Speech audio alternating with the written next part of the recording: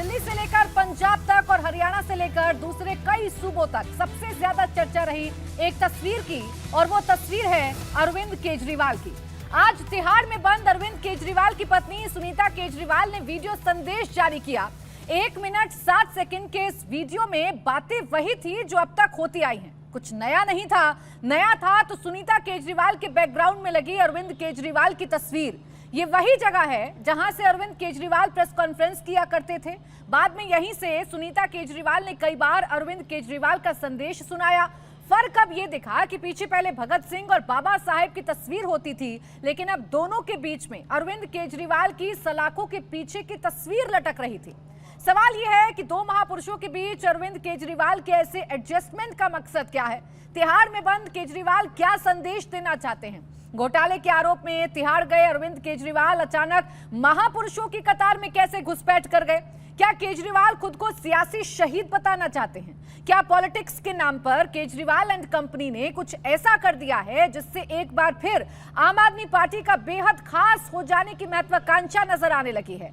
आज इसी पर करेंगे मुकाबला। ये तस्वीर आप लगातार देख रहे हैं। सुनीता केजरीवाल जहां पर बैठी हुई हैं, ठीक उनके पीछे अरविंद केजरीवाल की फोटो दो महापुरुषों के बीच में लगी हुई है। एक तरफ है शहीद भगत सिंह, दूसरी तरफ है बाबा साहेब अंबेडकर, और बीच में अरविंद केजरीवाल की तस्वीर को लगा दिया गया है। इस पर कई तरीके के सवाल हैं जो खड़े हो रहे हैं। इस वक्त हमारे साथ खास मेहमान इस वक्त जुड़ गए हैं। शिवम त्यागी प्रवक्ता भारतीय जनता पार्टी, आरती टिक्कू सीनियर जर्नलिस्ट, हमारे साथ आम आदमी पार्टी के भी प्रवक्ता थोड़ी देर में ज्वाइन करेंगे। धर्मेंद्र यादव प्रवक्ता समाजवादी पार्टी हमारे साथ हैं। आप सभी का बहुत बहुत स्वागत है। शुरुआत तो मैं आम आदमी पार्टी की प्रवक्ता के साथ करना चाह रही थी शिवम जी, लेकिन अभी वो पहुंचे नहीं है, तो आप इस बात का जवाब दीजिए कि ये तो क्रांतिकारी हो गए हैं। आपने तो शराब घोटाले में जेल में क्या डाला, आप तो अरविंद केजरीवाल और उनकी पूरी की पूरी पार्टी बता रही है कि जैसे अंग्रेजों से हमारे क्रांतिकारी लड़े थे, ऐसे ही भारतीय जनता पार्टी से लड़ने के लिए अरविंद केजरीवाल को जेल जाना पड़ा है। देखिए प्राची जी, बड़ा कमाल है। मैं तो सिर्फ एक ही चीज इस देश की जनता को कहना चाहता हूं, सुनीता केजरीवाल जी ने जो आज देश को एड्रेस किया, दिल्ली को एड्रेस किया, उसमें जो है एक तस्वीर जो है अरविंद केजरीवाल की लगा दी और हटाई किसकी? महात्मा गांधी की तस्वीर हटा दी। बताइए, ये इतने बड़े तानाशाह हैं कि जेल भी चले जाएंगे, चोरी भी करेंगे, सीना जोरी भी करेंगे, राष्ट्रपिता महात्मा गांधी की तस्वीर भी हटा के अपनी पीछे लगा देंगे। शुक्र मानिए ये प्रधानमंत्री के कंटेंडर भी नहीं है, बेचारों पे 0 सीट है लोकसभा की, वरना ये तो नोट ना बदल दे, उस पे अपनी तस्वीर न लगा दे। जीते जी मुझे लगता है कि कांग्रेस वालों ने तो सिर्फ अपने आप को भारत रत्न ही दिया था, ये तो अपने आप को राष्ट्रपिता ना घोषित कर देते अगर कुछ हो जाते तो। मैं मानता हूं इतनी आत्ममुग्धता होनी नहीं चाहिए। अरविंद केजरीवाल एक अक्यूज है, एक आपराधिक मामले में, एक चोरी के मामले में जेल में है, दिल्ली की जनता का पैसा खाया है, लूटा है, और उसी आधार पर जो है जेल में और बेल मिली नहीं है। मैं मानता हूं इस तरह से लार्जर देन लाइफ पिक्चर बनाने से कुछ होगा नहीं। जनता अच्छे तरीके से जानती है, और महात्मा गांधी को कोई हटा पाया नहीं हटा पाया, लेकिन इन्होंने जरूर हटा ये मौका तो आपने दिया ना शिवम जी। जेल गए अरविंद केजरीवाल, शराब घोटाले में एक एक करके उनके तमाम नेताओं को जेल में डाला। आरोप तो यही है ना कि ईडी तो सिर्फ एक हथियार के तौर पर काम कर रही है, पीछे तो आपका मुखौटा लगा है, पीछे तो आपका चेहरा लगा है। देखिए मुझे लगता है कोर्ट में ये सब दलीलें चलती नहीं है, और अगर इतनी स्ट्रांग इनकी दलीलें थी, आगे डिटेल में जब मैं आऊंगा, जब वो हमारे आम आदमी के कार्यकर्ता प्रवक्ता जो भी हैं धरना पूरा करके पहुंच जाएंगे यहां तक। लेकिन सच ये है कि कोर्ट में इनकी कोई दलील चली नहीं है, कोर्ट ने कुछ भी माना नहीं है। टाइम एंड अगेन बार बार इनके अपीलें खारिज करके अरविंद केजरीवाल को आखिरकार किंगपिन जो है अब जेल पहुंच गए हैं। मैं मानता हूं इन्वेस्टिगेशन जारी, और हमने कोई मौका नहीं दिया। अगर कोई इस देश का, दिल्ली का, किसी का भी नागरिक का पैसा खाएगा तो उसके लिए चाहे हमें कितना भी नुकसान झेलना पड़े, सत्ता हो या ना हो, उससे कोई फर्क नहीं पड़ता। लेकिन इस देश के प्रधानमंत्री जी का कमिटमेंट है कि किसी को भी इस देश की जनता का पैसा नहीं खाने दूंगा, तो अगर कोई खाएगा तो जेल जाएगा। ठीक है। अब धर्मेंद्र यादव जी, आज जो कुछ तस्वीर में देख रही हूं, या जो तस्वीर पूरा देश देख रहा है, इस पर आप लोगों का स्टैंड क्या है? क्या सरकार से लड़ना अब आपको हमारे जो महापुरुष हैं, जो इस देश के लिए बलिदान दे चुके हैं, उनके बराबर लाकर खड़ा कर देगा? प्राची जी, भारतीय जनता पार्टी के कार्यालय में एक तस्वीर बंगारू लक्ष्मण जी की होती है, जो भारतीय जनता पार्टी के राष्ट्रीय अध्यक्ष हुआ करते थे, और वो तथाकथित सवाल रक्षा महात्मा सौदे गांधी में पे था, सीधे बंगारू लीजिए, लक्ष्मण। अब अरे सुन सवाल लीजिए। का जवाब तो दे दो अरे भाई। तो सुन लीजिए भाई, क्यों नहीं, इतना मैं तो दर्द हो सुन रहा रहा है? हूँ, ठीक जवाब है, तो दो। पैसा लिए थे, मान लो क्यों अच्छा, इतना सुन दर्द लेते हो रहा है? दर्द नहीं होना चाहिए। देखिए, हाँ, सच बोलिए। को सुनने की ताकत होनी चाहिए। ताकत है, लेकिन जवाब ताकत होनी महात्मा चाहिए गांधी पर ना, देना सच है। को सुनो। अगर उन्होंने लिया था, बोल अरविंद केजरीवाल पर देना है। आप भी एडमिट कर सकते थे कि गलत कर नहीं दिया दे था। रहे जवाब। मेरी बात आने दो पहले। नहीं दे रहे जवाब। बंगारू लक्ष्मण जी भारतीय जनता पार्टी के पहले राष्ट्रीय अध्यक्ष हैं। भारत के इतिहास में किसी भी राजनीतिक पार्टी का राष्ट्रीय अध्यक्ष किसी रक्षा सौदे में जो मां भारती की सेवा के लिए किया जाता है, उनके मां भारती के आंचल को गोद लेने वाला, जो पैसे के दलाली करने वाला अगर कोई है, वो भारतीय जनता पार्टी के राष्ट्रीय अध्यक्ष बंगारू लक्ष्मण हैं। उनकी तस्वीर भारतीय जनता पार्टी अगर लगाती है तो उसे सवाल खड़े करने का कोई अधिकार नहीं है। क्रांतिकारी कोई आसमान से नहीं आते हैं। क्रांतिकारी भारत माँ की कोख से पैदा होते हैं, आंदोलन से पैदा होते हैं। जो इस समय जो अघोषित इमरजेंसी है, उसमें भारतीय जनता पार्टी की तानाशाही से अब एक मिनट धर्मेंद्र यादव जी, धर्मेंद्र यादव जी, आप बंगारू रक्षा कर रहे हैं, वो संविधान की रक्षा कर रहे हैं। आप मुझे एक बात बताइए, सिर्फ मुझे एक बात बता दीजिए। अभी तक आप इनकी पार्टी पर सवाल उठाइए, बंगारू लक्ष्मण का आप प्रश्न लेकर आइए, आप करते रहिए ये सवाल, लेकिन सिर्फ मुझे इतना बता दीजिए कि क्या इस देश के क्रांतिकारियों के बराबर धर्मेंद्र यादव जी आप अपने आप को समझेंगे? आप भी तो आंदोलन कर रहे हैं ना शिवम त्यागी जी के खिलाफ, आपकी पार्टी भी तो आंदोलन कर रही है ना, मुख्यमंत्री योगी आदित्यनाथ के खिलाफ कह रही है कि भाई बहुत ही खराब काम किया है उत्तर प्रदेश में, तो आप समझेंगे कि आप भी शहीद भगत सिंह के बराबर आकर खड़े हो गए? ये परंपरा तो भारतीय जनता पार्टी के शीर्ष नेतृत्व ने खड़ा कर दिया, जो अपने आप को सबसे बड़ा महापुरुष बताने लगते हैं, जो अपने आप को सबसे बड़ा देशभक्त बताने लगते हैं। तो इस परंपरा के लिए भारतीय जनता पार्टी सबसे पहले जिम्मेदार है। फॉलो करते हैं पहला सवाल बीजेपी को? भारतीय जनता पार्टी पे खड़ा करना चाहिए। बीजेपी को फॉलो करते हैं आप? किसको? भारतीय जनता पार्टी को फॉलो करते हैं? भारतीय जनता पार्टी गलत बातों को आपको बता रहा हूँ। भारतीय जनता पार्टी वैसे भी तो प्रवक्ता काम भी आजकल तो वही बहुत कर आ रहे रहे हैं हैं, इधर भारतीय जनता पार्टी की तरफ, जिस तरह से लोग काफी फॉलो कर रहे हैं आप बनाया है भारतीय जनता पार्टी ने, वो कोई नहीं कर सकता। ये बताइए प्रधानमंत्री जी, देश के महामहिम राष्ट्रपति अगर खड़े हो और देश के प्रधानमंत्री कुर्सी पर बैठे हो, इससे बड़ी परंपरा क्या हो सकती है? ये भारतीय जनता पार्टी की परंपरा हो सकती है कि देश के प्रथम नागरिक, महिला का भी अपमान, देश के प्रथम नागरिक का अपमान, देश के प्रधानमंत्री कैसे बैठे रहे? अब चलिए घनेंद्र उस तस्वीर में कोई माफी नहीं मांगा। अच्छा, घनेंद्र भारद्वाज जी अब हमें ज्वाइन कर चुके हैं, आम आदमी पार्टी के प्रवक्ता। आपने जो ये सवाल पूछा है राष्ट्रपति जी को लेकर, उसका जवाब शिवम जी से भी दिलवाऊंगी, जल्दी से दे दीजिए, फिर आम आदमी पार्टी के प्रवक्ता को मुझे इन्वॉल्व करना है। बोलिए शिवम। मैं मानता हूं कि प्रोपेगेंडा चलाना और अपनी पार्टी का पक्ष रखना अच्छी बात है, लेकिन अगर उसमें थोड़ी सी तैयारी कर लेंगे, थोड़ी मेहनत कर लेंगे, तो कोई बुराई तो हो नहीं जाएगी। इस देश में राष्ट्रपति जब भी भारत रत्न देते हैं किसी भी व्यक्ति को, तो वो एकमात्र व्यक्ति होते हैं जो खड़े होते हैं, और बाकी सब बैठे होते हैं। इनको पता ही नहीं है कुछ। झूठ नहीं हमने क्या, अरे तस्वीर सच्ची है, मैं तो कह ही नहीं रहा झूठ बोल रही है। अरे मैं कह ही नहीं रहा झूठ बोल रही है। राष्ट्रपति महामहिम ही खड़े होते हैं सिर्फ, और सब बैठे होते हैं। अच्छा ठीक है शिवम जी, पता ही नहीं है कुछ। शिवम जी एक मिनट, आप यादव जी एक मिनट रुक जाइए, अब जरा मुद्दे पर आ जाते हैं। आज जो आम आदमी पार्टी के कार्यकर्ता प्रदर्शन कर रहे हैं, या जिस तरीके से वो मुकाबला कर रहे हैं भारतीय जनता पार्टी का, उनकी भाषा में कहा जाए, उस पर एक बार फिर से चर्चा कर लेते हैं। घनेंद्र जी, आज जो तस्वीर मैंने देखी, जो सुनीता केजरीवाल जो वीडियो संदेश दे रही थी अरविंद केजरीवाल का, बातें तो वही थी जो आप कहना चाह रहे हैं कि दिल्ली की जनता की फिक्र है अरविंद केजरीवाल को, लेकिन उनके पीछे एक बड़ा बदलाव मुझे देखने को मिला। अरविंद केजरीवाल जेल क्या गए, आप लोगों ने अपनी मनमानी करनी शुरू कर दी, उनके एथिक्स पर ही अब आप लोग पलटवार करने लगे। देखिए, सुनीता केजरीवाल जी हमारे परिवार की गार्जियन है, अरविंद केजरीवाल जी हमारे परिवार के गार्जियन हैं, और अरविंद केजरीवाल जी की अनुपस्थिति में सुनीता केजरीवाल जी एक परिवार के अभिभावक की तरह में मार्गदर्शन दे रही हैं, और उनके मार्गदर्शन देने के बाद आम आदमी पार्टी के करोड़ों कार्यकर्ताओं में एक नई चेतना का संचार हो रहा है। और जिस तरीके से अरविंद केजरीवाल जी जेल के अंदर बैठकर भी दिल्ली के लोगों की चिंता कर रहे हैं कि दिल्ली के लोगों के कोई काम नहीं रुकने चाहिए, दिल्ली के लोगों के लिए जो काम वेलफेयर के अरविंद केजरीवाल की सरकार ने शुरू करे थे, चाहे वो फ्री बिजली का काम हो, चाहे फ्री पानी का काम हो, चाहे महिलाओं की फ्री यात्रा का काम हो, चाहे बुजुर्गों की फ्री तीर्थ यात्रा का काम हो, चाहे महिलाओं को 1000 रुपये हर महीने देने की बात हो, ये तमाम चीजें मैं बीच में रोकना नहीं चाह रही थी घनेंद्र जी, लेकिन शायद मेरा सवाल आप समझ नहीं पाए। मेरा सवाल वीडियो संदेश को लेकर नहीं था, सुनीता केजरीवाल जी की क्या भूमिका है उसको लेकर मेरा सवाल नहीं था। एक तस्वीर अपने टेलीविजन स्क्रीन पर चला रही हूँ, शहीद भगत सिंह की तस्वीर है, बराबर में अरविंद केजरीवाल नजर आ रहे हैं, ठीक बीच में है दो महापुरुषों के। वो सवाल मैं आपसे पूछ रही हूँ कि अपने एथिक्स से कितना कॉम्प्रोमाइज करिएगा। अरविंद केजरीवाल कहा करते थे ना कि नेताओं की फोटो लगाने की परंपरा नहीं होनी चाहिए, हमारे महापुरुषों की फोटो लगनी चाहिए, तो बीच में क्या कर रहे हैं दो महापुरुषों के अरविंद केजरीवाल? देखिए, अरविंद केजरीवाल जी कट्टर देशभक्त हैं, और अरविंद केजरीवाल जी आज के जमाने के शहीद आजम भगत सिंह है। अरविंद केजरीवाल जी को नरेंद्र मोदी जी ने एक झूठी कहानी में, एक झूठे केस में, सो कॉल्ड एक्साइज स्कैम में जेल भेज दिया, जिसमें 2 दिन पहले ऑनरेबल सुप्रीम कोर्ट ने ईडी को कह दिया और ईडी ने सरेंडर कर दिया सुप्रीम कोर्ट के सामने जाके कि हमारे पास ना कोई एविडेंस है, ना हमारे पास कोई मनी ट्रेल है, ना हमारे पास कोई विटनेस है।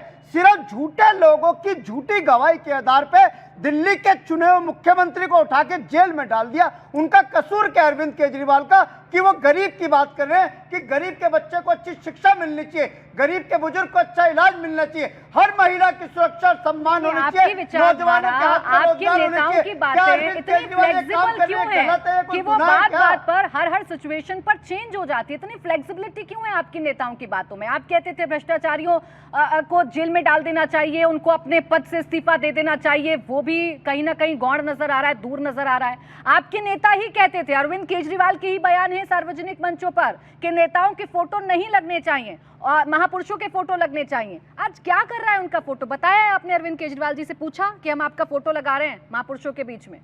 मैंने क्या कहा प्राची जी कि आम आदमी पार्टी आंदोलन की कोख से निकल के आई है और हम भ्रष्टाचार के खिलाफ आंदोलन करके ही आए थे।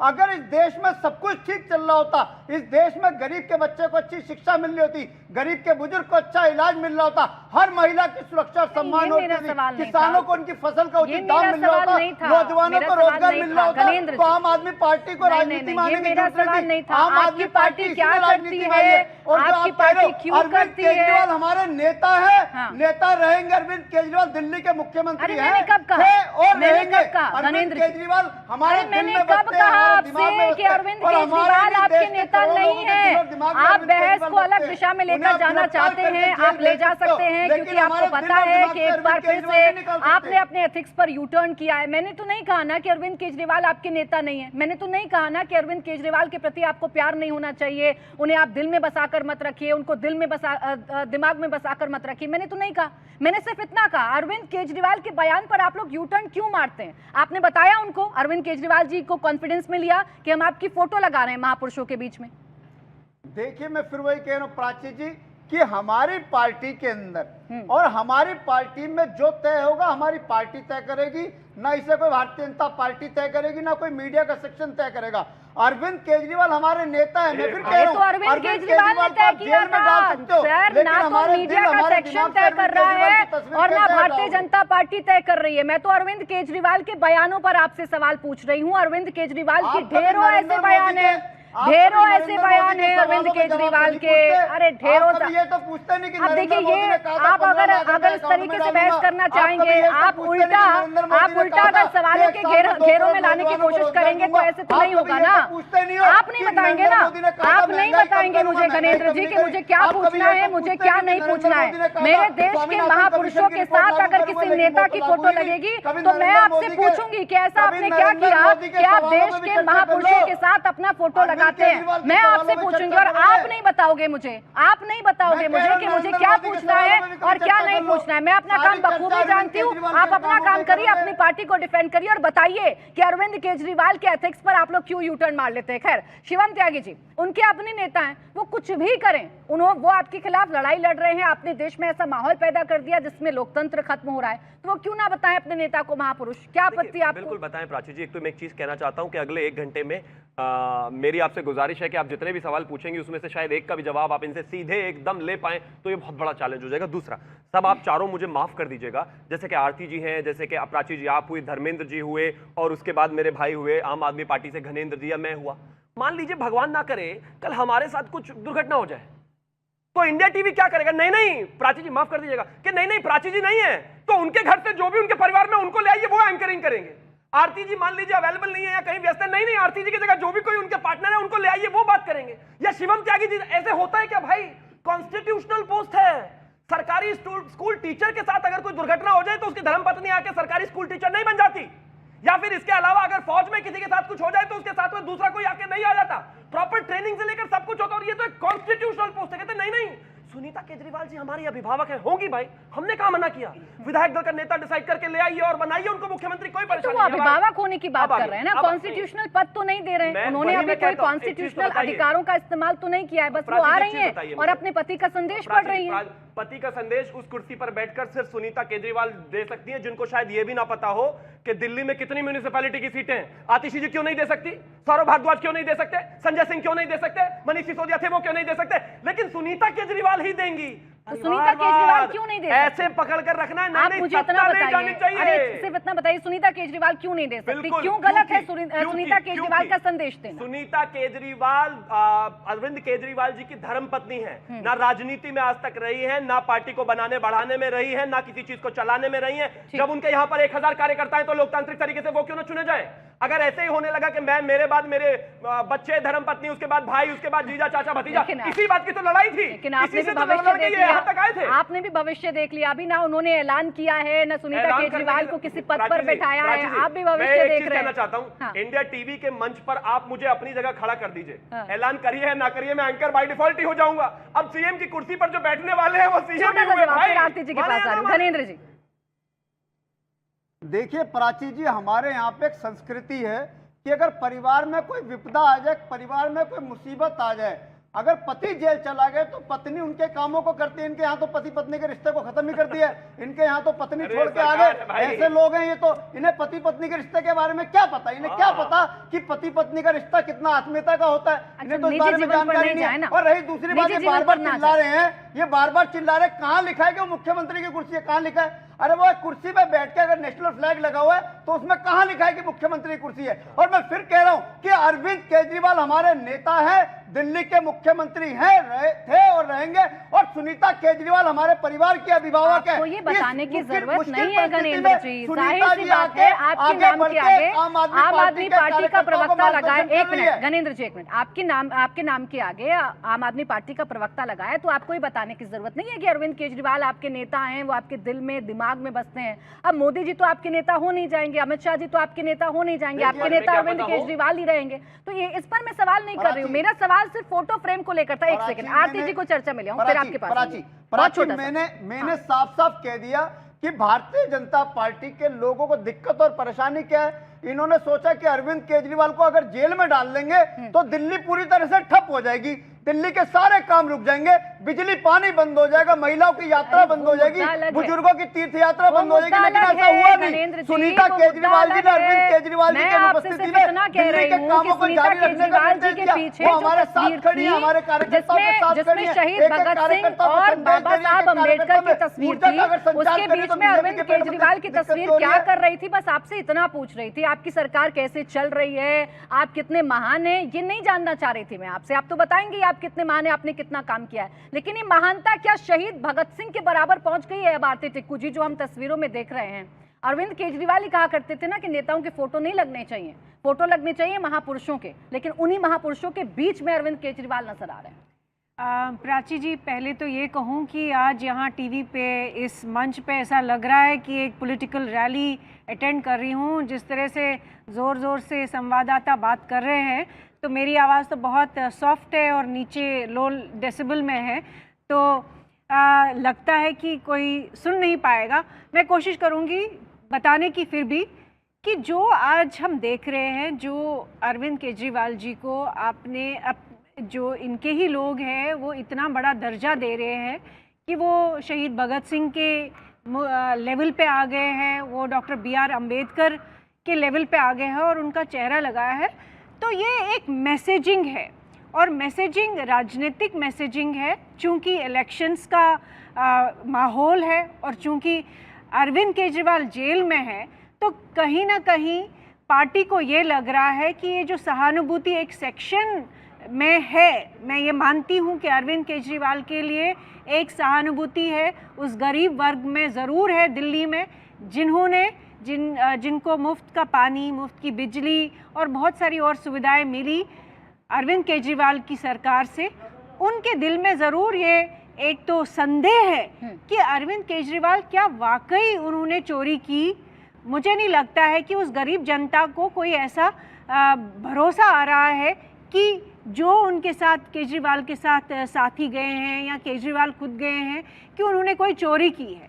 दूसरी बात ये कि इंडिया अगेंस्ट करप्शन मूवमेंट जब खड़ा हुआ था, इन्होंने गणेंद्र जी ने बिल्कुल सही कहा कि रेवोल्यूशनरी तरह का एक मूवमेंट जो इन्होंने खड़ा किया था अरविंद केजरीवाल ने, उससे वाकई देश की जनता जो है एक बहुत बड़े स्तर पे मैं कहूँगी कि अरविंद केजरीवाल को एक रेवोल्यूशनरी के तौर पे देख रही थी।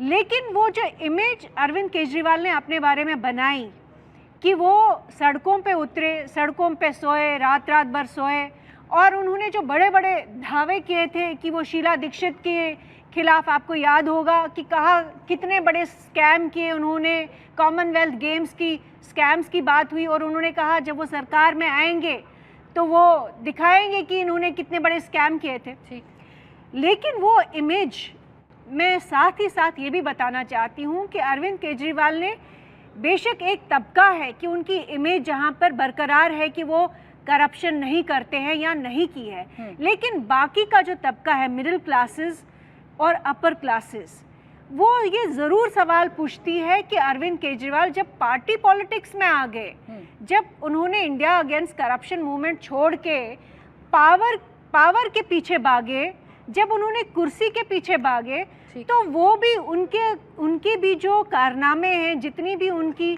नीतियाँ रही है, जितनी भी उनकी स्टेटमेंट्स रही है, वो बिल्कुल बाकी पार्टियों की तरह रही है। वो बिल्कुल बाकी, यानी आप पार्टी में डिफरेंस कहाँ रह गए? जिस विचारधारा के साथ आप आए थे, राजनीति को बदलने का जिम्मा आपने उठाया था, तो आप कैसे पार्टी विद डिफरेंस रह गए?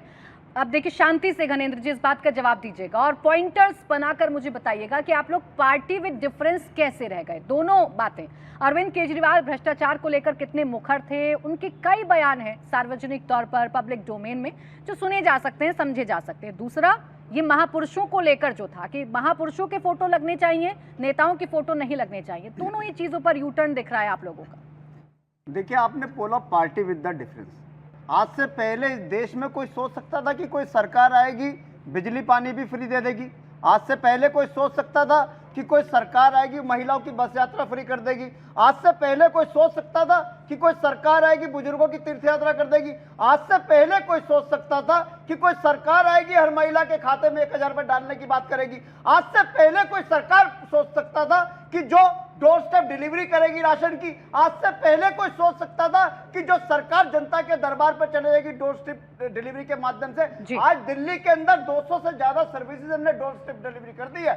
आज दिल्ली के अंदर किसी को अगर कास्ट सर्टिफिकेट बनवाना हो, मैरिज सर्टिफिकेट बनवाना हो, इनकम सर्टिफिकेट बनवाना हो, एक टोल फ्री नंबर है, जाके वहां पे अच्छा एक बात बताइए गणेंद्र जी, एक बात बताइए ना, सरकारें चुनती क्यों है जनता? इन्हीं कामों के लिए चुनती है। आपने काम पूरा किया, आपने इन कामों को जनता तक पहुंचा दिया, तो आप शहीद भगत सिंह, बाबा साहब अंबेडकर के बराबर आकर खड़े हो गए।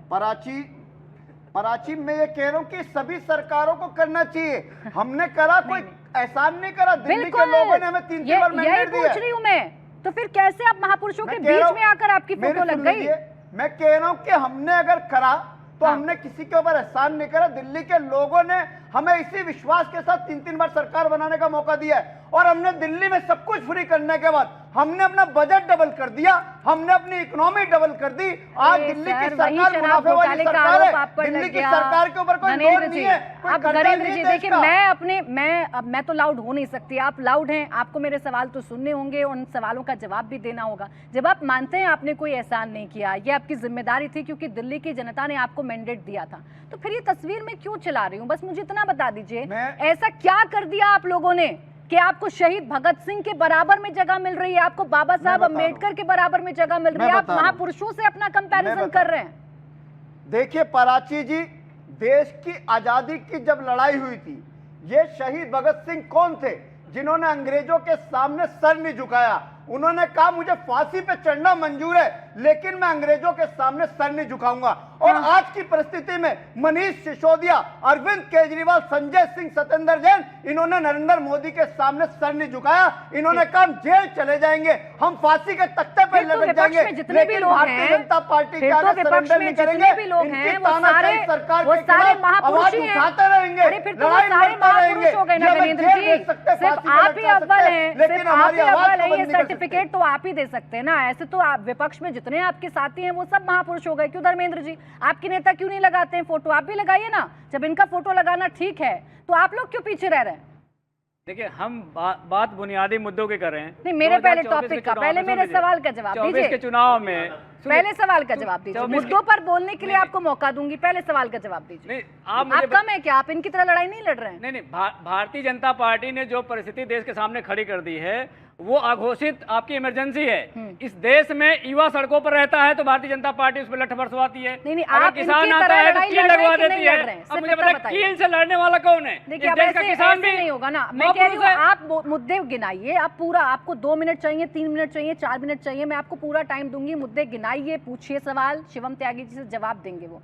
मेरे सवाल का तो जवाब दे दीजिए ना। आप इनसे कम है कि लड़ाई लड़ने में? आप मुझे बता दीजिए कि जो हमारे देश के महापुरुष हैं, मैं प्राची जी को बोल दूं कि आप अम्बेडकर के बराबर हैं, उनसे ज्यादा हैं, क्या ऐसा संभव है? जो जिसकी जगह है नहीं है ना, तो मतलब गलत है ना। सुन लीजिए, जो जिसकी जगह हो तो है ही है। तो गलत है ना फिर?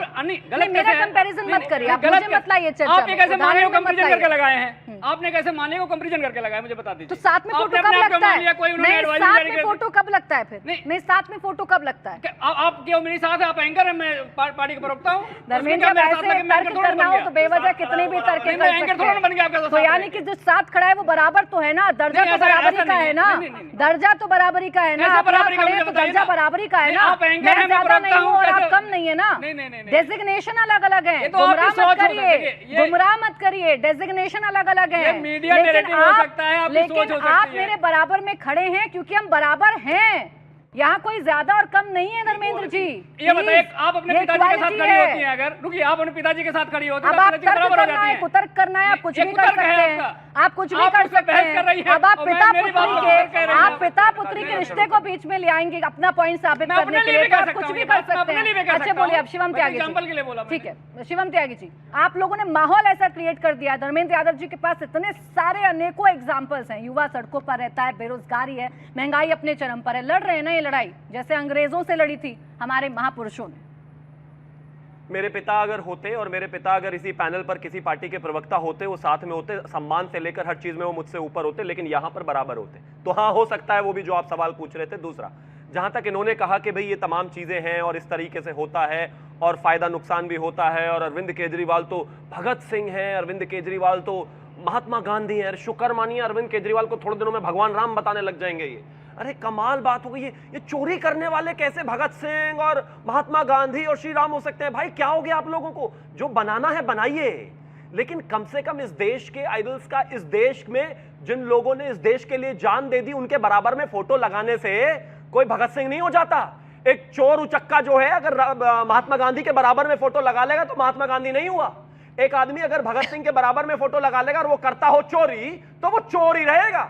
अरविंद केजरीवाल कितनी भी फोटो लगा ले किसी के भी बराबर में, वो नहीं बन सकते। और वो जबरदस्ती एडियां ऊंची करने से कद नहीं बड़ा करते। रहने वाला चोरी, और सबसे बड़ी बात लिकर स्कैम में, शराब में। वो तो एक सिंगर ने कहा तो था कि बड़ी महंगी हुई शराब कि थोड़ी थोड़ी पिया करो, अरे जाना पड़ेगा जेल जनाब, थोड़ी थोड़ी पिया करो। लेकिन है ना वो एक के साथ एक बोतल, जब तो ताबड़तोड़ घोटाले पे घोटाला करते रहे। लेकिन देखिए अभी तो दोष साबित नहीं हुए ना। अब हंगामा है तो शिवम जी अभी तो दोष साबित हुए नहीं। ईडी अभी सिर्फ सबूत पेश कर रही है, उन पर तो आरोप है। आप तो मान कर बैठे हैं वो चोर है। अब आपके पास कौन सा पैरामीटर है? नहीं, लेकिन अब हंगामा देखिए ना। अब ये कह रहे हैं आम आदमी पार्टी वाले के हंगामा क्यों है बरपा, थोड़ी सी जो पीली है, डाका ही तो डाला, चोरी ही तो की है। सुनिए जी, कोर्ट ने प्राइमा फेसाई इनके लोगों को ये माना है कि वो घोटाले में संलिप्त हैं। आज भी किंगपिन, शराब घोटाले का किंगपिन, जो कि अपनी तस्वीर महात्मा गांधी और बीच में लगा सकता है, लेकिन बावजूद उसके सरकार, छोड़ दीजिए कोर्ट, उसको ऐसा मानते हैं कि वो जेल में रहने लायक हैं, तो वो जेल में रह रहे हैं। सवाल तो उठेगा और जवाब तो देना पड़ेगा। और रही बात चार्जशीट, और रही बात कन्विक्ट, हाँ मैं बताता हूँ, कन्विक्टेड होने की बात बताता हूँ। इसी देश में लालू प्रसाद यादव 34 साल में कन्विक्ट हुए ना, लेकिन 5 केसेस में कन्विक्ट हुए, आज कन्विक्ट हैं। इसी देश में लोगों पर 10-10 साल, 15-15, 20-20 साल केसेस चले हैं, लेकिन आज इस समय जो स्थिति है वो ये है कि उन्होंने लगातार कोर्ट से बेल मांगी, नहीं मिली, लगातार मनीष सिसोदिया ने बेल मांगी, नहीं मिली, तमाम लोगों को बेल नहीं मिली, आज जेल पड़े हुए। ठीक है घनेंद्र जी, आरोप आप पर शराब घोटाले का है और फोटो आपकी लगी है बाबा साहब अम्बेडकर और शहीद भगत सिंह के बीच में। पराची, अभी तो देखो आरोप लगाए झूठे भारतीय जनता पार्टी ने।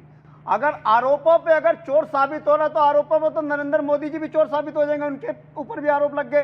इलेक्ट्रोल बॉन्ड में इन्होंने फ्रॉड करा है, इलेक्ट्रोल बॉन्ड में 60 करोड़ रुपए, 60 करोड़ रुपए शरद रेड्डी से लिए, 60 करोड़ रुपए शरद रेड्डी से लिए, 60 करोड़ शरद रेड्डी से लिए, 60 करोड़ शरद रेड्डी से लिए। कौन है शरद रेड्डी? शराब घोटाले का एक्सक्यूज, उससे 60 करोड़ एक्सक्यूज है। अरे तो वहां जाकर बताइए ना कोर्ट में। सुन लो, नरेंद्र मोदी जी ने गिरफ्तार किया तो कौन है बताइए? जज साहब को क्यों नहीं बताते? जज साहब को क्यों नहीं बताते? अच्छा सुन लीजिए, जज साहब को बताइए, शिवम जी सुन लीजिए, पैनल पर बता शिवम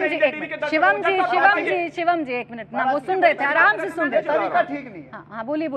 देखिए पराची, मैं कहता अगर आरोपों पे अगर चोरी की बात हो रही है तो आरोप तो हेमंत बिस्वा शर्मा पे लगे, वो भी मुख्यमंत्री है। आरोप तो अजीत पवार पे भी, वो भी उप मुख्यमंत्री है। आरोप तो नारायण राणे पे भी है, वो भी कैबिनेट मंत्री है। आरोप तो जेपी नड्डा पे भी लग गए कि जेपी नड्डा ने 60 करोड़ रुपए शरद रेड्डी से ले लिए, जो वो भी राष्ट्रीय अध्यक्ष है।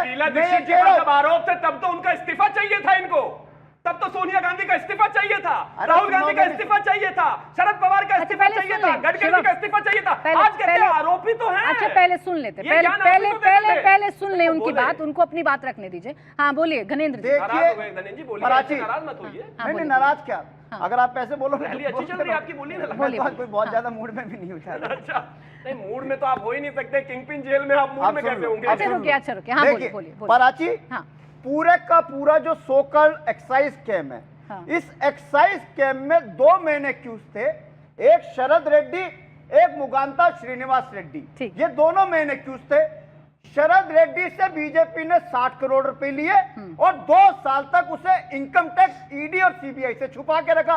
ये तो इलेक्ट्रोल बॉन्ड की सच्चाई सामने आ गई तो सारा भेद खुल गया। और दूसरा मुगांता श्रीनिवास रेड्डी आज एनडीए से आंध्र प्रदेश से चुनाव लड़ रहा है। 2 दिन बाद यही मोदी जी जाएंगे और बोलेंगे मुगांता श्रीनिवास रेड्डी बहुत ईमानदार आदमी है। एक मिनट गणेंद्र जी सिंप्लीफाई करते हैं। यानी आप ये कह रहे हैं, एक मिनट गणेंद्र जी सुन लीजिए, यानी आप ये कह रहे हैं कि शरद रेड्डी और जो मंगुंटा रेड्डी हैं, उन दोनों के जरिए जो शराब घोटाले का पैसा है, एक सेकंड, मनी ट्रेल की बात आप लोग बार बार करते हैं ना, पैसा लिया, मैं वही कह रहा हूँ, यानी पैसा जो है वो भारतीय जनता पार्टी के पास गया है, यही कह रहे हैं? मैं वही कह रहा हूँ कि ये पूरे का पूरा नहीं, पैसा गया कि नहीं, इतना बताइए। मैं कह रहा पूरे का पूरा सोकल एक्साइज स्कैम जो है, ये भारतीय जनता पार्टी का किया हुआ था। क्यों? मतलब हुआ है, सुन लीजिए, मतलब स्कैम हुआ है। जब दिल्ली की एक्साइज स्कैम हुआ है, मैं कह रहा हूँ जब दिल्ली की एक्साइज पॉलिसी लागू हुई तो दिल्ली एनसीआर के शराब कारोबारियों की कमर टूट गई। ये शराब स्कैम हुआ है कि नहीं हुआ है? पैसे लेके पूरी कहानी नहीं जाननी मुझे, पूरी कहानी नहीं जाननी मुझे, आप डिटेल में पूरी कहानी बताते रहिएगा। आपको सिर्फ इतना बताना था कि शराब घोटाला हुआ है या नहीं हुआ। और बार बार कह रही हूँ गणेंद्र जी, कोई चुनावी रैली का मंच तो नहीं है। यहाँ मैं सवाल करूंगी, आप जवाब देंगे, आप सवाल करेंगे शिवम त्यागी जी से, वो आपको जवाब देंगे। ऐसे ही चलता है डिबेट, ऐसे नहीं चलता है कि आप जोर जोर से एक बात को बोलते रहेंगे और वो बात सच हो जाएगी। सिर्फ इतना रुकिए एक मिनट, सिर्फ इतना बताइए, शराब घोटाला हुआ कि नहीं हुआ? शराब घोटाला भारतीय जनता पार्टी ने दिल्ली में करा। उस शरद रेड्डी से 60 करोड़ रुपए लिए। सरकार आपकी थी, कम से कम ऐसी बात तो बोलिए ना, कम से कम ऐसी बात बोलिए नरेंद्र जी जिसमें आप अपनी बातों में ना घिर जाएं। देश ने देखा, अरे तो आपकी नाक के नीचे बीजेपी का उम्मीदवार है लोकसभा चुनाव का। एक मिनट गणेंद्र जी, आप फिर बोलने लगे, आपने किस सवालों का जवाब? रुकिए एक मिनट रुकिए। यानी कि शराब घोटाला हुआ और वो भारतीय जनता पार्टी ने किया। आपकी सरकार के नाक के नीचे, पूर्ण बहुमत वाली सरकार के नीचे भारतीय जनता पार्टी इतनी कामयाब हो गई कि शराब घोटाला करके ले गई। क्या कर रहे थे आपके मंत्री, क्या लेफ्टिनेंट कर रहे थे गवर्नर इनका था, मुख्यमंत्री? लेफ्टिनेंट गवर्नर इनका था जिसने 48 घंटे पहले पॉलिसी बदली। उस अनिल बैजल से आज तक आप पर भी EDC ने सवाल पूछताछ पूछे नहीं जाएंगे। करी। जिस अनिल बैजल ने पॉलिसी बदली, जिस अनिल बैजल ने पॉलिसी साइन अच्छा, करी, जवाब ले आज तक लूंगी, EDC जवाब ने ले उसके लूंगी। पास शिवम नहीं जी गई। पहले इस पर छोटा सा जवाब दीजिए, फिर आरती जी आपके पास आ रही। अनिल बैजल जी पर क्यों नहीं कार्रवाई करते? साइन तो थे ना लेफ्टिनेंट गवर्नर के। इस देश का आम नागरिक और इंडिया टीवी देखने वाला दर्शक सीधी भाषा में इस चीज को समझे। पॉलिसी बनाई किसने? अरविंद केजरीवाल की सरकार ने। लागू किसने करी? अरविंद केजरीवाल की सरकार ने। विड्रॉ किसने करी? अरविंद केजरीवाल की सरकार ने। जेल में कौन है? अरविंद केजरीवाल व उनके मंत्री। जेल में उसके बाद जो है अभी तक भी कोर्ट रिलीफ किसको नहीं दे रहा? अरविंद केजरीवाल को। और पैसा किस पर पहुंचा? भारतीय जनता पार्टी पर। बनाई किसने? भारतीय जनता पार्टी ने। कोई तर्क भी है इस बात का क्या? अगर ऐसा ही हाल है कि भारतीय जनता पार्टी राज्य में ना होते हुए भी जो है सारी चीजें खुद कर रही है तो सरकार छोड़कर जाइए ना। आपके बस की नहीं है, अलावा मूवमेंट चलाने के सरकार चला ही नहीं सकते आप। लेकिन सत्यता यह है कि जिस तरीके से शराब घोटाला हुआ है, और ये मुझे लगता है ये चीजें तो पब्लिक में है, इस समय ऑर्डर्स में है भाई। जिस तरीके से लोग के कविता जेल में है, जिस तरीके से अरविंद केजरीवाल जेल में है, जिस तरीके से मनीष सिसोदिया जेल में है, जिस तरीके से और तमाम लोग जेल में, कोर्ट ने लगातार कहा है कि 100 करोड़ रुपए साउथ के कार्टेल से लेकर गोवा में इलेक्शन फंड करने के लिए अनाउंस हुए हैं। वहां पर अरविंद केजरीवाल को 4 दिन की जो कस्टडी बढ़ाई गई, वो कस्टडी बढ़ाई ही इसलिए गई अब थी शराब क्योंकि घोटाला हुआ है, उनको आप ये कन्फ्रंटेशन मानते कराना था इनकी गोवा अच्छा, यूनिट से। अब आप मानते हैं शराब घोटाला हुआ है? मानते हैं ना शिवम त्यागी जी? बिल्कुल। तो फिर ये बताइए, एक सेकंड, फिर ये बताइए ना कि ये राघव मंगूटा रेड्डी के जो पिताजी हैं वो एनडीए के टिकट पर चुनाव क्यों लड़ रहे हैं? आप मुझे एक चीज बताइए, अगर प्राची जी मेरे साथ कोई मेरी पार्टी में अलाय है, मेरी पार्टी के साथ कोई अलाय है एनडीए में, आपको अगर लगता है कि हमसे उनकी विचारधारा 100 के 100% मैच होती तो वो हमारी पार्टी में होते ना। फिर बीच में बोलेंगे वो तो हमारे साथ होते। भाई हम उनको कंट्रोल नहीं करते।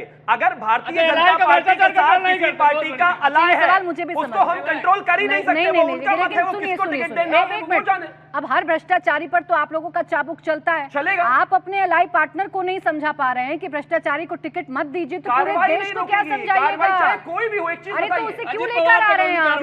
क्यों टिकट दे रहे हैं उसे? आपकी सरकार में शामिल नहीं हो, आप तो आश्वस्त हैं आप सरकार बनाने जा रहे हैं, तो ऐसे लोगों के साथ मिलकर सरकार बनाइएगा जो भ्रष्टाचारियों के दम पर जीत कर आए। मैं सिर्फ एक चीज कहना चाहता हूं, भारतीय जनता पार्टी के अलाय अगर किसी व्यक्ति को टिकट देते हैं, ये पूरे तरीके से उनका निर्णय है, वो पूरे तरीके से स्वायत्त है।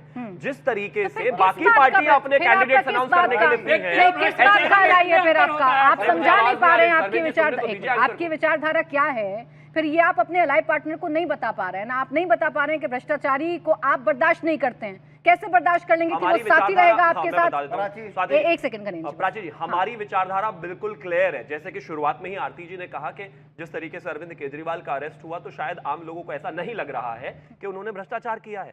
एक चीज ये देश समझ ले, आदरणीय प्रधानमंत्री जी यहाँ पर इस देश में आज जो प्रधानमंत्री हैं वो किसी फायदे नुकसान के नजरिए से नहीं है। ना उनका परिवार है, ना उनको अपने बेटे को गद्दी पर बिठाना है, ना धर्मपत्नी को गद्दी पर बिठाना है, किसी को नहीं बिठाना है। वो यहाँ पर सिर्फ इसलिए है कि कोई भी भ्रष्टाचार करेगा वो जेल जाएगा, फायदा हो या नुकसान, फायदे नुकसान से कोई लेना देना नहीं है। दोहरा मापदंड है। अगर ये अपनी रिवर्स कर गए, रिवर्स गियर ले लिया इन्होंने अरविंद केजरीवाल के बयानों पर, तो ये भी तो दोहरा मापदंड है ना।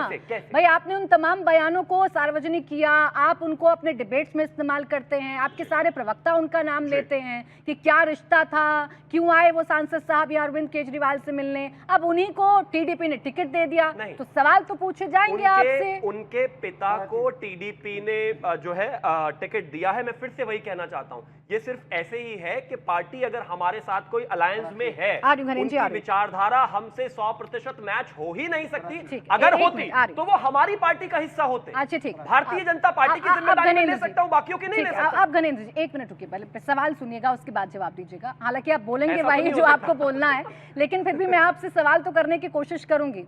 ये सारे आरोप लगे हुए हैं शराब घोटाले को लेकर, अरविंद केजरीवाल अभी जेल में हैं, उनसे पूछताछ चल रही है, ईडी को लेकर आपके तमाम प्रश्न हो सकते हैं, आप आंदोलन कर सकते हैं, आप बीजेपी सरकार का विरोध कर सकते हैं, लेकिन क्या आपको ये अधिकार मिल जाता है कि आप अरविंद केजरीवाल की बराबरी उन लोगों से कर दें जिन्होंने देश के लिए अपना सर्वोच्च बलिदान दे दिया, सब कुछ न्यौछावर कर दिया?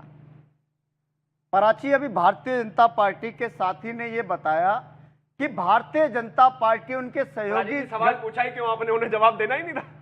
अच्छा बोले शिवम बीच। प्राची जी, अभी बीजेपी के साथी ने बताया कि भारतीय जनता पार्टी और उनके सहयोगी गठबंधन में अगर कोई भ्रष्टाचारी आ जाएगा तो भ्रष्टाचारी नहीं कहलाएगा, वो सदाचारी कहलाएगा। उन्होंने बोला कि हमारे सहयोगी संगठन जो हैं, उनकी सहयोगी पार्टी वो भ्रष्टाचार कर सकते हैं, उनके भ्रष्टाचारियों को एक्सेप्ट करने को तैयार हैं, उनके भ्रष्टाचारियों के लिए वोट मांगने को तैयार हैं, चाहे वो अजीत पवार हो, चाहे वो छगन भुजबल हो, चाहे नारायण राणे हो, चाहे अशोक चौहान हो, ये तमाम वो लोग हैं। एक बड़ी फेहरिस्त है जो भारतीय जनता पार्टी में भ्रष्टाचारी शामिल अच्छा, एक डील करते हैं, एक डील करते हैं गणेंद्र जी, एक डील करते हैं। आप 2 मिनट, शिवम एक मिनट, आप 2 मिनट, आप 2 मिनट, दूसरी बात मेरे सवाल का जवाब तो दीजिए। गणेंद्र जी एक मिनट, एक डील कर रही हूँ आपसे, आप कंप्लीट करिएगा, कंप्लीट करिएगा। आप 2 मिनट तो सुन तो लीजिए ना, आप 2 मिनट वो बोलिए, आप 2 मिनट वो बोलिए जो आपको बोलना है, आखिर में 1 मिनट मेरे सवाल पर दे दीजिएगा, बोलिए। टोकूंगी नहीं आपको। और एक सवाल और है, पहले मैं बस आपके इतना सा सवाल का है, जवाब दे। बस इतना सा है। पहले मैं ट्विटर आपके पर एक सवाल का दर्शक जवाब ने पूछा है कि भाभी जी, मनीष सिसोदिया जी पूछ रहे हैं, भाभी जी जेल में तो मैं भी और संजय सिंह भी इतने सारे इतने दिनों से है, हमारी फोटो क्यों नहीं लगाई? अच्छा बोले, बोलने दीजिए, बोलने दीजिए, हाँ, जवाब बोलिए। दे दीजिएगा इसका। देखिए पराची जी, मैंने पहले भी आपकी बात का जवाब दिया, मैं फिर कह रहा हूं कि आज पहले हमने लड़ाई लड़ी थी गोरे अंग्रेजों से, आज हम लड़ाई लड़ रहे हैं काले अंग्रेजों से। अंग्रेजों की सरकार और मोदी सरकार में कोई फर्क नहीं है। अंग्रेज भी इसी तरीके से लोगों को दबाते थे, अंग्रेज भी इसी तरीके से मानवाधिकार का हनन करते थे, अंग्रेज भी इसी तरीके से डेमोक्रेटिक इंस्टीट्यूशंस को मारा करते थे, अंग्रेज भी इसी तरीके से उनकी सरकार के खिलाफ जो मुखालफत करते थे उन्हें जेल में डालते थे, उन्हें फांसी पर लटकाते थे। वही काम नरेंद्र मोदी की सरकार कर रही है। इसीलिए अरविंद केजरीवाल शहीद आजम भगत सिंह है। आजादी के बाद आज जो दूसरी लड़ाई इन काले अंग्रेजों से लड़ रहे हैं, उसके शहीद आजम भगत सिंह कोई है। गणेंद्र जी, गणेंद्र जी अब 1 मिनट रुकिए, 1 मिनट रुकिए।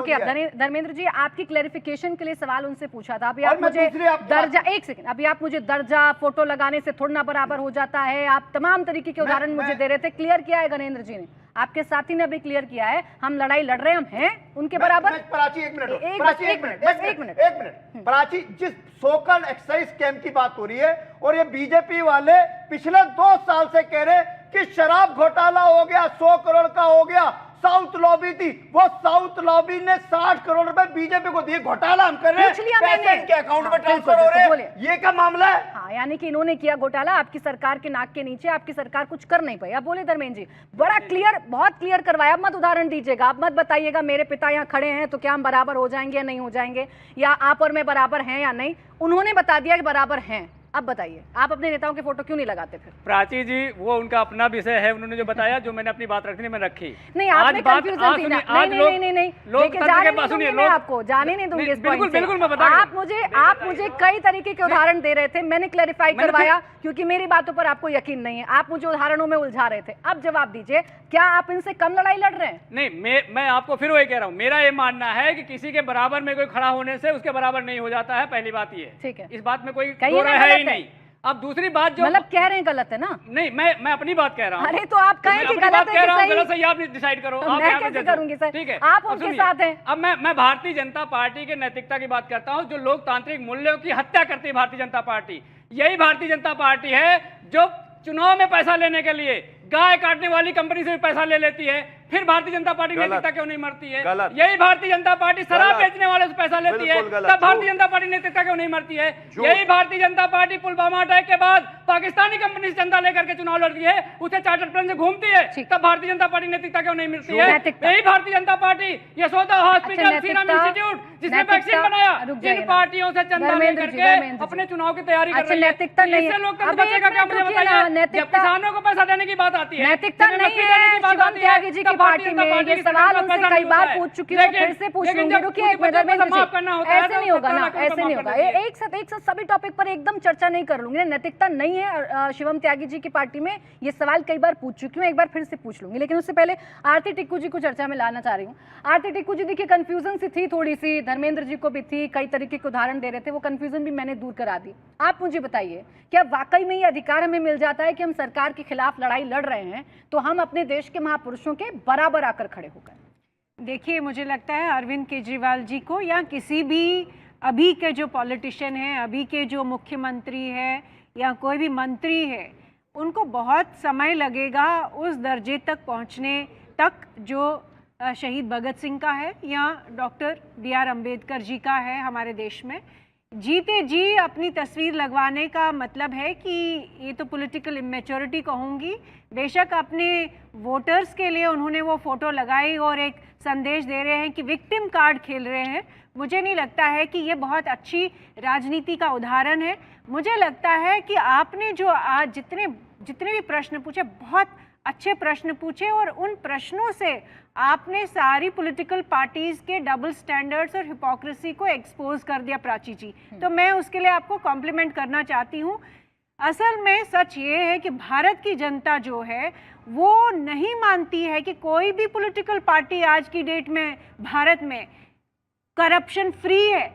सबका मानना, भारत की जनता का मानना है कि सारी पॉलिटिकल पार्टीज, सभी राजनेता, कुछ राजनेताओं के बगैर, जैसे मोदी जी जो है उनके बारे में लोगों का इम्प्रेशन जो है कि हाँ वो करप्शन में कहीं पे भी इन्वॉल्व नहीं है, वो अपनी फैमिली के लिए या किसी अपने रिश्तेदारों के लिए कोई करप्शन नहीं करते। वैसे ही एक इमेज कुछ और राजनेताओं का हो सकता है, लेकिन जितने भी राजनीतिक दल है उन पे ये सारे आरोप करप्शन के जो है बराबर के हैं और मुझे नहीं लगता है कि कोई भी पॉलिटिकल पार्टी कह सकती है कि वो 100% भ्रष्टाचार से मुक्त है या परे है। अब देखिए, बिना भाषण के फिर शिवम आपके पास आऊंगी। मैं आपसे उम्मीद कर रही हूँ घनेंद्र जी, जितना साफ, सच्चा, ईमानदार आपकी पार्टी है जैसा आप कहते हैं, उसी ईमानदारी से यहाँ पर आज जवाब देकर जाइएगा, भाषण मत दीजिएगा, क्योंकि फिर आपको टोकना मेरे लिए मुश्किल हो जाता है। आप एकदम आसमान पर चले जाते हैं बोलते बोलते और मुझे आपको नीचे लाने में थोड़ा सा वक्त लग जाता है और फिर सवाल कहीं गौण हो जाता है। इतना बता दीजिए, अभी आरती जी ने बड़ा साफ साफ शब्दों में कहा कि किसी भी नेता को हमारे महापुरुषों के बराबर लाने के लिए अभी बहुत काम करना पड़ेगा। हमारे शहीद भगत सिंह, BR अम्बेडकर साहब, उन पर नहीं लगे थे किसी घोटाले के आरोप। सही है, झूठ है, ये तो कोर्ट में बाद में तय हो जाएगा। ये अधिकार आपको किसने दिया कि आप खुद ही स्वयंभू हो रहे हैं? देखिए प्राची जी, मैंने पहले भी कहा है, शहीद आजम भगत सिंह, उन्होंने भी अन्याय और कुशासन के खिलाफ एक लड़ाई लड़ी थी। कोई आरोप था उन पर?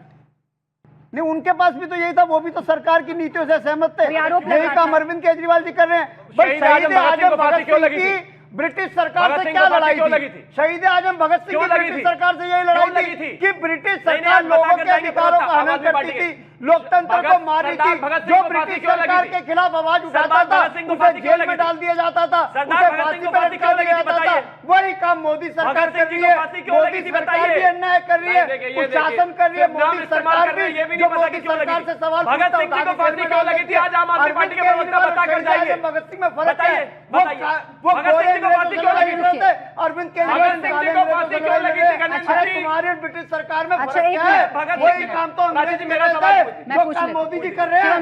मोदी जी भी यही कर रहे हैं, अंग्रेज भी यही कर रहे हैं। गणेश जी फिर मेरा एक मिनट, गणेश जी फिर मेरा 1-2 मिनट चला जाएगा आपको शांत करने में। फिर मेरा 1-2 मिनट चला जाएगा आपको शांत करने में। ऐसा लगने लगता है कि आप जानबूझकर सुनना नहीं चाहते, क्योंकि डिबेट दूसरी दिशा। एक मिनट, 1 सेकंड रुक जाइए। एक तो सवाल है शिवम जी का कि भगत सिंह जी को, मुझे बोलना ही नहीं, पूछिए। हाँ ठीक है, भगत सिंह जी को क्यों फांसी लगी थी, इस सवाल का जवाब पहले आप दे दीजिए, फिर अगला सवाल मैं थ्रू कर दूंगी। मैं फिर वही कह रहा हूँ कि मोदी सरकार और अंग्रेज सरकार में भगत सिंह जी को फांसी क्यों लगी थी? मोदी सरकार, अंग्रेज सरकार मत कीजिए। मोदी सरकार भी यही कर रही है कि जो भगत सिंह जी का फोटो लगा रहे हैं और इनको ये तक नहीं पता कि भगत सिंह जी को फांसी क्यों लगी थी। पे लटका रहे हैं। कैसे चोर आदमी है भाई ये लोग, सरकार करती थी। कैसे ड्रामेबाज आदमी, इनको यही नहीं पता भगत सिंह जी को फांसी क्यों लगी थी। अच्छा, पर्सनल नहीं जा रहे, अच्छा ठीक जाइए। अरविंद केजरीवाल अच्छा, उनके सवाल। मोदी सरकार के खिलाफ आप गणेंद्र जी,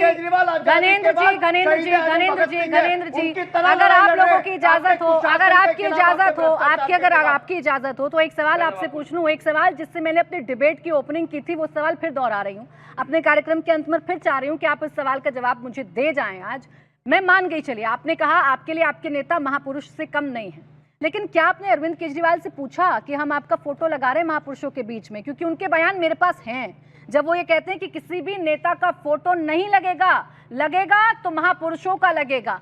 क्यों उनको झूठा बना रहे हैं, क्यों उनके एथिक्स पर कॉम्प्रोमाइज कर रहे हैं? पराची जी, मैंने आपकी डिबेट में एक बार नहीं 4-4 बार एग्जाम्पल के साथ कोट करा।